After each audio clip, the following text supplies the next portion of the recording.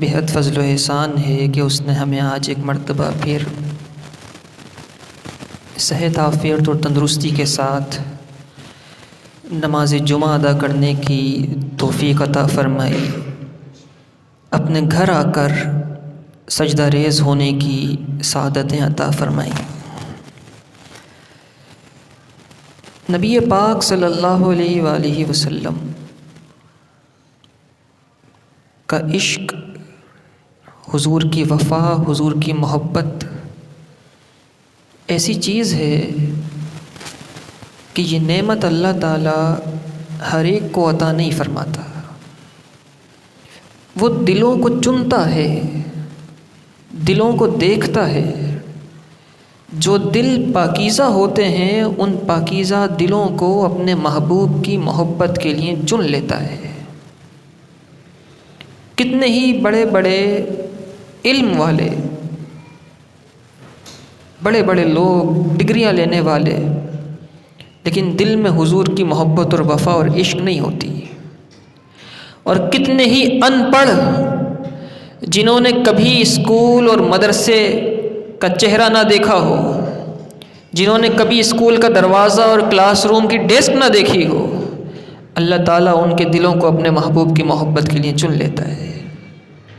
وہ مشہور واقعہ ہے نا، سردیوں کا موسم آ رہا ہے اور اب آپ دیکھیں گے کچھ دنوں کے بعد کہ لوگ کولر کے اندر انڈے بیچتے ہیں، گرم انڈے۔ تو جیسے انڈے بکتے ہیں، گرم ابلے ہوئے انڈے، ایک زمانہ تھا ایسے ہی ڈبوں میں روٹیاں بکا کرتی تھیں۔ جگہ جگہ قریب قریب ہوٹلز نہیں ہوتے تھے، تندور نہیں ہوتے تھے کہ جا کے جب دل کیا روٹی لے کر آ گئے۔ گیس کا نظام نہیں تھا، لکڑیوں پر کھانا پکا کرتا تھا۔ تو لوگ کھانے کے وقت ڈبوں میں روٹیاں لیے گلیوں میں، چوراہوں پہ، محلوں میں گھوما کرتے تھے، آواز لگاتے تھے کہ روٹی کسی کو لینی ہے، پکی پکائی روٹی تو ہم سے لے لے، پہلے کی بات ہے۔ تو ایک بابا جی تھے، وہ آواز لگاتے تھے، وہ کہا کرتے تھے آج کی تازہ روٹی 2 روپے، کل کی باسی روٹی آج کی تازہ روٹی 1 روپے میں، کل کی باسی روٹی 2 روپے میں۔ وہی آواز لگایا کرتے تھے، آج کی تازہ روٹی 2 روپے میں، کل کی روٹی جو باسی ہو چکی ہے وہ 2 روپے میں۔ یہ آواز لگایا کرتے تھے۔ لوگ انہیں پاگل سمجھا کرتے تھے کہ تازی روٹی مہنگی ہوتی ہے، باسی چیز سستی ہوتی ہے، تمہارا الٹا حساب ہے، تازی 1 روپے کی بیچتے ہو، باسی 2 روپے کی بیچتے ہو۔ لوگ سمجھا کرتے تھے سٹھیا گئے ہیں، دماغ عمر کی وجہ سے شاید کم چلتا ہے۔ تو کسی نے ان سے پوچھا بابا جی جو آپ اعلان کرتے پھرتے ہیں نا، یہ غلط کرتے ہیں، اعلان صحیح نہیں کرتے۔ 2 روپے کی آج کی روٹی ہونی چاہیے، کل کی روٹی 1 کی بیچیں، کیونکہ باسی کے قیمت اور دام کم ہوتے ہیں۔ تو وہ بابا جی ہنسنے لگے اور کہنے لگے میں اعلان غلط نہیں کرتا، تم غلط سمجھتے ہو۔ بات یہ ہے جو کل کی پکی ہوئی روٹی ہے وہ میرے محبوب کے زمانے سے زیادہ قریب ہے۔ وہ محبوب کے زمانے سے قریب ہونے کی وجہ سے اس کی قدر و قیمت میں اضافہ ہو گیا ہے۔ جو جتنا رسول اللہ کے زمانے کے قریب ہے وہ اتنا ہی زیادہ بابرکت ہے۔ میں تو رسول اللہ کی نسبت دیکھتا ہوں کہ وہ محبوب کے زمانے سے قریب ہے۔ تو عاشقوں کے انداز، ان کی باتیں نرالی ہوتی ہیں، سمجھ سے ماورا ہوتی ہیں، سمجھ نہیں آتی۔ وہ کسی نے کہا ہے نا کہ الٹی ہی چال چلتے ہیں دیوان گانے عشق، آنکھوں کو بند کرتے ہیں دیدار کے لیے، آنکھوں کو بند کرتے ہیں دیدار کے لیے۔ ہمارے استاد محترم حضور قبلہ امیر المجاہدین رحمۃ اللہ تعالیٰ علیہ کو اللہ تعالیٰ نے جو اپنے محبوب کا عشق عطا فرمایا تھا، آج کے اس دور میں عشق رسول کا استعارہ ہیں حضور قبلہ امیر المجاہدین رحمۃ اللہ تعالیٰ علیہ۔ اور اللہ تعالیٰ نے جو محبت ان کے دل میں رکھی تھی، ایسی محبت رکھی تھی اللہ تعالیٰ نے کہ اللہ نے ان کے دل میں اپنے محبوب کی محبت ڈالی اور پھر مخلوق کے دلوں میں ان کی محبت ڈال دی، مخلوق کے دلوں میں ان کی محبت ڈال دی۔ میں تو اکثر یہ بات کہتا ہوں، استاد صاحب رحمۃ اللہ تعالیٰ علیہ نے زندگی لاہور میں گزاری، جامعہ نظامیہ میں پڑھاتے رہے، پھر آپ کا وصال ہوا، آپ کا مزار مبارک بھی لاہور میں موجود ہے۔ تو میں اکثر یہ بات کہتا ہوں کہ یہ جو لاہور سے محبت ہے دراصل کسی اور سے محبت ہے۔ یہ جو لاہور سے محبت ہے دراصل کسی اور سے محبت ہے، وہ حضور قبلہ امیر المجاہدین رحمۃ اللہ تعالیٰ علیہ کی ذات ہے۔ لکھنؤ کے اندر، لکھنؤ ایک بڑا ادبی اعتبار سے جانی پہچانی جگہ ہے، وہاں کے اردو دان، اردو بولنے والے بڑے خالص ہوتے ہیں، اور لکھنؤ کے لوگ بڑے فخر کے ساتھ یہ بات کہتے ہیں، بڑے فخر سے لکھنؤ کے لوگ کہتے ہیں کہ سلیقے سے جو ہواؤں میں خوشبو گھول سکتے ہیں، سلیقے سے ہواؤں میں خوشبو گھول سکتے ہیں، ابھی کچھ لوگ باقی ہیں جو اردو بول سکتے ہیں، ابھی کچھ لوگ باقی ہیں جو اردو بول سکتے ہیں۔ بڑے فخر سے یہ لوگ، تو لکھنؤ کا علاقہ وہ ادبی اعتبار سے بڑی تاریخی حیثیت کا حامل ہے، اور دبستان لکھنؤ اور دبستان دہلی اردو ادب کے اندر دو مشہور دبستان ہیں۔ تو لکھنؤ کا کہ ایک خطاط تھے، وہ خطاطی کیا کرتے تھے لکھنؤ کے اندر، اور ان کا طریقہ کار یہ تھا کہ جب وہ خطاطی لکھتے تھے، صبح اپنی دکان پر جب وہ آیا کرتے تھے خطاطی کرنے کے لیے، تو انہوں نے ایک رجسٹر بنا رکھا تھا، اپنا قلم کسی آرٹ کے اوپر چلانے سے پہلے، خطاطی کرنے سے پہلے وہ اس رجسٹر کو کھولتے اور اس میں سب سے پہلے بڑے خوبصورت انداز میں درود پاک لکھا کرتے تھے، درود شریف لکھا کرتے تھے اپنے قلم سے۔ یہ ان کا طریقہ تھا۔ حضور سے محبت تھی کہ میرا قلم صبح جب چلے سب سے پہلے تو بجائے میں کچھ اور لکھوں، حضور پر درود پاک لکھوں گا۔ انہوں نے رجسٹر بنایا ہوا تھا، درود پاک لکھا کرتے تھے، یہ معمول تھا ان کا۔ محبت کرنے والوں کے انداز نرالے ہوتے ہیں نا۔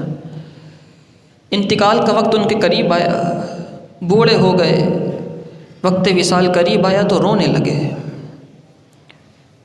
دکان کے باہر ہی چارپائی موجود تھی، وہاں لیٹے ہوئے تھے، رونے لگے۔ تو رو کر اپنے بیٹوں سے کہنے لگے کہ بیٹوں، کوئی ایسا نیک عمل نہیں ہے جسے رب کی بارگاہ میں پیش کر سکوں۔ نمازیں پڑھتا تھا، روزے رکھتا تھا، زکوٰۃ دی ہے جو فرض ہوتی تھی، لیکن نفلی عبادات کا ایسا کوئی ذخیرہ نہیں ہے جو حضور کی بارگاہ میں پیش کر سکوں۔ ایسی کوئی نیک عبادات میری ہیں نہیں کہ جو حضور کی بارگاہ میں پیش کر سکوں، جو رب کی بارگاہ میں پیش کر سکوں، بخشش کا سامان بن سکے۔ یہ باتیں کر رہے تھے اپنے بیٹے سے، تو قریب سے ایک مجذوب گزرے حالت جذب کے اندر، سکرات کا عالم تھا، موت قریب تھی۔ کہنے لگے کوئی ایسا عمل نہیں ہے جو رب کی بارگاہ میں پیش کروں۔ تو وہ مجذوب آ کے اس بزرگ کی چرپائی کے پاس رکے اور کہنے لگے، ارے پریشان کیوں ہوتا ہے؟ تجھے یاد ہے نا دکان کھولنے کے بعد سب سے پہلے حضور کی ذات پہ درود پاک لکھا کرتا تھا؟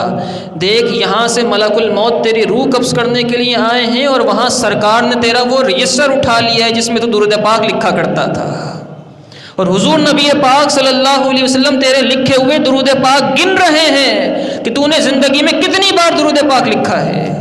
تو مرے گا، تیری روح پرواز ہوگی، تیری روح عالم اعلیٰ کی طرف، عالم بالا کی طرف پرواز کر کے جائے گی، آگے تیری روح جائے گی، پیچھے بخشش کروانے کے لیے درود پاک آ رہے ہیں، پیچھے بخشش کرانے کے لیے درود پاک آ رہے ہیں۔ تو محبت کرنے والوں کا، عشق کرنے والوں کا انداز۔ استاد محترم رحمۃ اللہ تعالیٰ علیہ، آپ درس نظامی پڑھایا کرتے تھے، شیخ الحدیث تھے، جامعہ نظامیہ میں اور دارالعلوم نعمانیہ کے اندر آپ نے بخاری شریف پڑھائی۔ نبی پاک صلی اللہ علیہ وسلم سے عشق اور وفا کا عالم یہ تھا کہ جب درس نظامی پڑھایا کرتے تھے تو جو آپ کی کلاس میں طلبہ بیٹھتے تھے دورہ حدیث شریف میں، وہ کہتے ہیں کہ اگر حدیث کی کتاب کچھ ٹیڑھی رکھی ہوئی ہوتی کسی بچے کی ڈیسک کے اوپر، اور استاد صاحب رحمۃ اللہ تعالیٰ علیہ یہ منظر دیکھ لیتے تو ناراض ہو جایا کرتے تھے، اور فرمایا کرتے تھے یہ کوئی عام کتاب نہیں، یہ وہ کتاب ہے جس میں محبوب کی باتیں لکھی ہیں، یہ وہ کتاب ہے جس میں حضور کی احادیث لکھی ہیں۔ اس قدر عشق اور وفا اور اللہ تعالیٰ نے محبت عطا فرمائی تھی، کبھی زندگی میں اپنے نام کا نعرہ نہیں لگنے دیا۔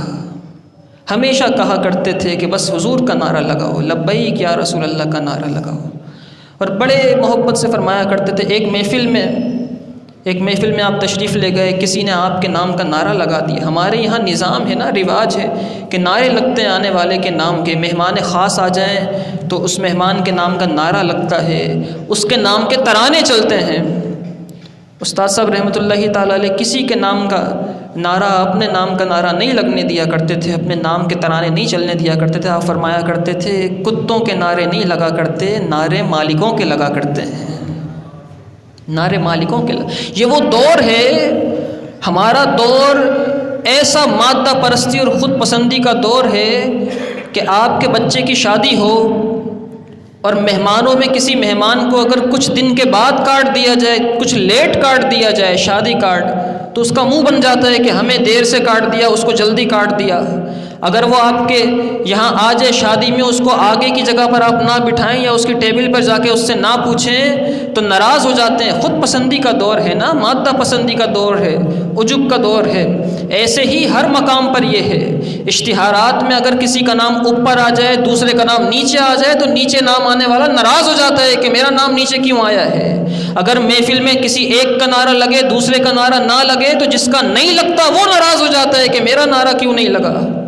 ایسا دور ہے، ایسا دور ہے مادہ پرست کا۔ اور استاد صاحب رحمۃ اللہ تعالیٰ علیہ کیسے فنا فی الرسول تھے، آپ کہا کرتے تھے یہ ساری باتیں چھوڑ دو۔ آپ سے کوئی پوچھا کرتا کہ آپ کا تعارف کیا ہے تو آپ اپنا تعارف یوں کروایا کرتے تھے، میں کتا پاک رسول اللہ دا بھونکے شور مچاوے۔ میں رسول اللہ کا وہ کتا ہوں جو بھونکتا ہے اور شور مچاتا ہے۔ کیوں؟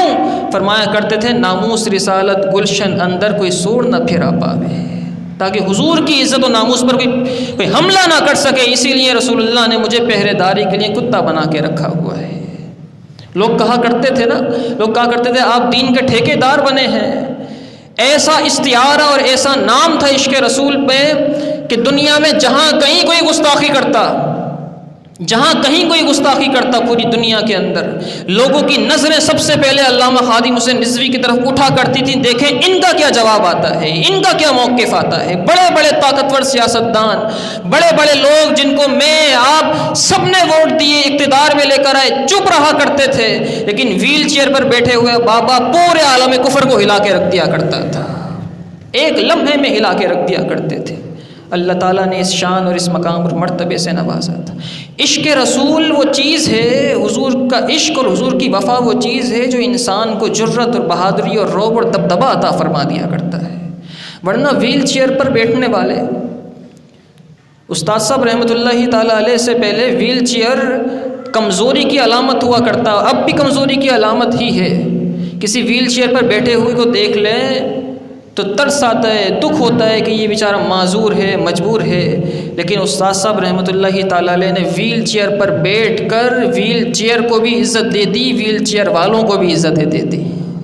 اب ویل چیئر کا نام لیا جائے تو لوگوں کے ذہن میں صرف استاد صاحب رحمۃ اللہ تعالیٰ علیہ کا تذکرہ آتا ہے۔ وہ کسی نے کہا ہے نا، رنگے چمن پسند نہ پھولوں کی بو پسند، ہم کو ہے وہ پسند جسے آئے تو پسند، ہم کو ہے وہ پسند جسے آئے تو پسند۔ اور میں نے پہلے بھی یہ بات کہی تھی، استاد صاحب رحمۃ اللہ تعالیٰ علیہ کا مزار لاہور میں ہے، تو اکثر میں کہتا ہوں اپنے ساتھیوں سے کہ داتا صاحب بھی لاہور میں ہیں، استاد صاحب رحمۃ اللہ تعالیٰ علیہ بھی لاہور میں ہیں، تو یہ جو لاہور سے محبت ہے، یہ جو لاہور سے محبت ہے دراصل کسی اور سے محبت ہے۔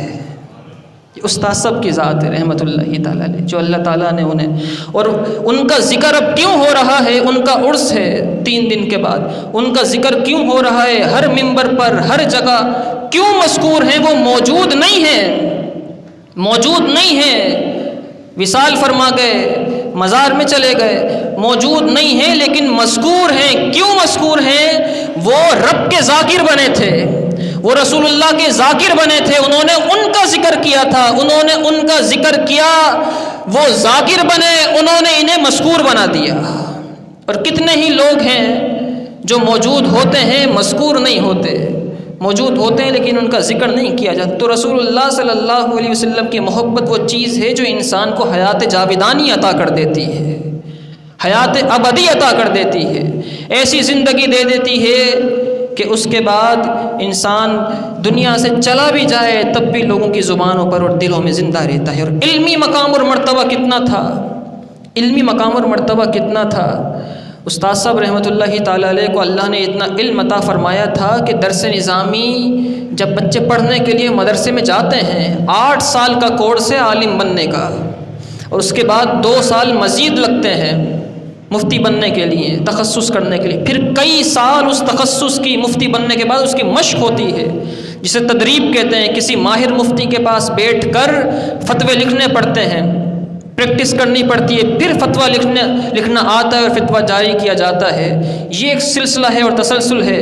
وہ لوگ جنہیں ہم مولوی کہہ کر ادنا سمجھتے ہیں، ان کی زندگیوں کے 15 سال علم دین حاصل کرنے پر لگے ہوتے ہیں۔ 8 سال کا صرف درس نظامی کا کورس ہے۔ استاد صاحب رحمۃ اللہ تعالیٰ علیہ کا علم اور عمل اور آپ کی علمیت کا عالم یہ تھا کہ درس نظامی پڑھتے ہوئے جب بچہ داخلہ لیتا ہے کسی مدرسے میں تو سب سے پہلے اسے صرف پڑھائی جاتی ہے، نحو پڑھائی جاتی ہے، عربی گرامر پڑھائی جاتی ہے، اور صرف اور نحو کی سب سے زیادہ آسان، سہل اور اچھی کتابیں جو لکھی ہیں وہ حضور قبلہ امیر المجاہدین نے لکھی ہیں۔ یعنی آپ کی کتاب تیسیر ابواب الصرف، اس کتاب کا نام ہے، تقریباً 800 صفحوں کی کتاب ہے، وہ کتاب پڑھے بغیر بچہ صرف کے اندر ماہر ہو ہی نہیں پاتا، اس کے عالم بننے کی بنیاد مضبوط ہو ہی نہیں پاتی جب تک میرے استاد صاحب رحمۃ اللہ تعالیٰ علیہ کی کتابیں نہ پڑھ لے۔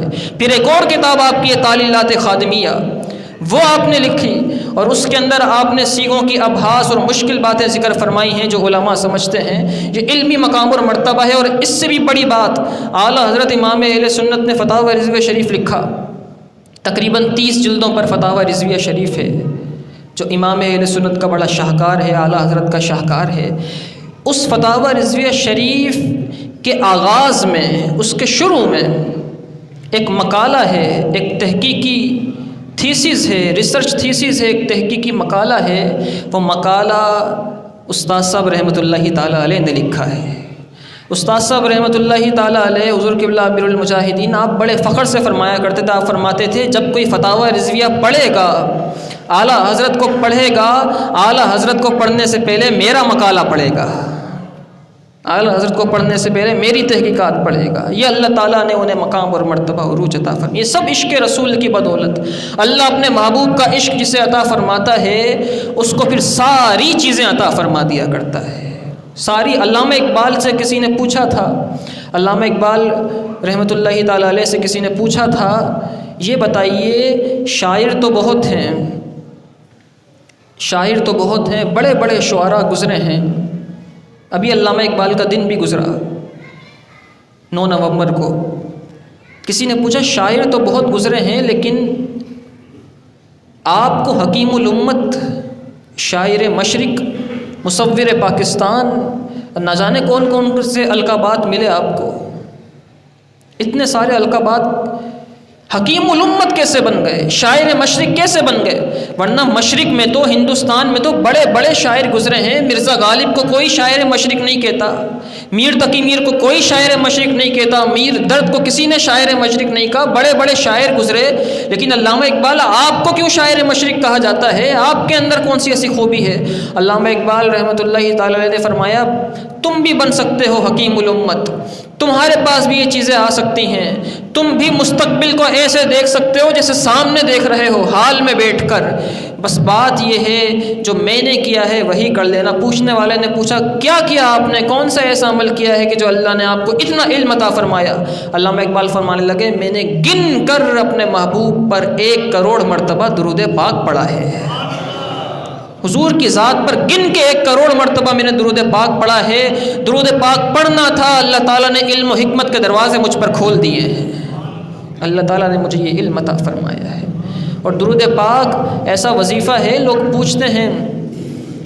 پوچھتے ہیں کہ بچوں کا ذہن تیز کرنے کے لیے کوئی وظیفہ بتا دیجئے، بھول جاتے ہیں چیزیں، بتا دیجئے وظیفہ بتا دیجئے۔ الحاج شوکت میاں رحمۃ اللہ تعالیٰ علیہ، اعلیٰ حضرت امام اہل سنت کے خاندان کے بزرگ تھے، کراچی میں آپ رہا کرتے تھے، آپ کا وصال ہوا، اور آپ کی خاصیت یہ تھی کسی سے 1 مرتبہ مل لیں، اس کا نام پوچھ لیں اور اپنا وہ کوئی مسئلہ بیان کر دے، 10 سال کے بعد، 15 سال کے بعد، 20 سال کے بعد وہی آدمی اگر آپ کے پاس آتا ملنے کے لیے، اس سے اس کا نام لے کر اس سے مخاطب ہوتے اور اس سے مسئلہ بھی پوچھا کرتے تھے، وہ جو مسئلہ تمہارے ساتھ تھا وہ حل ہوا کہ نہیں ہوا۔ اس قدر ذہانت اللہ تعالیٰ نے عطا فرمائی، کبھی ذہن اللہ تعالیٰ نے ان کو دیا تھا۔ یہاں آپ روزانہ ہزاروں لوگوں سے ملتے ہیں، نام یاد نہیں رہ پاتے، وہ کئی سالوں کے بعد جب لوگوں سے ملا کرتے تھے نام لے کر، اور اس نے جو مسئلہ بیان کیا ہوتا تھا اس کے بارے میں دریافت بھی کرتے تھے، آپ کا وہ مسئلہ حل ہوا کہ نہیں ہوا۔ تو کسی نے ان سے پوچھا ذرا یہ بتائیے یہ کیسے آپ کا حافظہ اتنا تیز ہے؟ اس عمر میں آ کر تو لوگ بھول جاتے ہیں، اپنے رشتہ داروں کے نام بھول جاتے ہیں عمر کے حصے میں آ کے، لیکن آپ کا حافظہ اتنا قوی ہے، اتنا مضبوط ہے۔ تو الحاج شوکت میاں رحمۃ اللہ تعالیٰ علیہ فرمانے لگے بات یہ ہے کہ میں بس پورے دن درود پاک ہی پڑھتا رہتا ہوں۔ یہ درود پاک کی برکت ہے کہ اللہ تعالیٰ نے مجھے اتنا قوی حافظہ عطا فرما دیا ہے۔ اللہ تعالیٰ ہمیں محبوب کریم صلی اللہ علیہ وسلم کی محبت عطا فرمائے، اسی محبت میں زندہ رکھے اور اسی میں خاتمہ فرمائے۔ وآخر الدعوانا الحمد للہ رب العالمین۔